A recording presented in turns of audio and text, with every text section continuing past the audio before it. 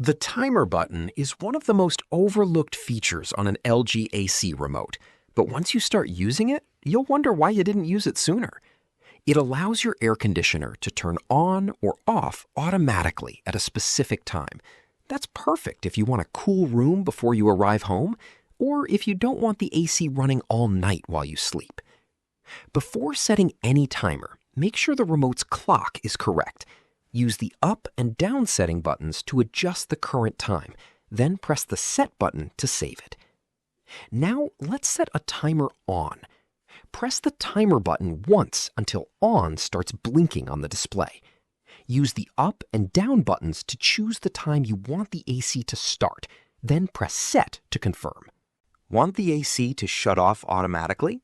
Press the timer button again until off appears on the screen. Select your desired shut-off time using the up and down buttons, then press set once more to save the setting. You can even use both timer on and timer off together.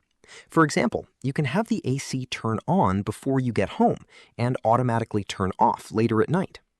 Made a mistake or changed your plans? No problem. Simply press the timer button and then press the cancel button to remove the timer setting. Now, some LG remotes use a slightly different layout. If your remote doesn't have a timer button and instead has separate on and off buttons near the bottom, the process is even simpler. Press the on button once, select the start time using the adjustment buttons, and then press Set Clear to confirm. To set an off timer, press the off button, choose the shut-off time, and press Set Clear again to save it. It's a simple feature, but it can help improve comfort, reduce unnecessary AC runtime, and save a little electricity at the same time.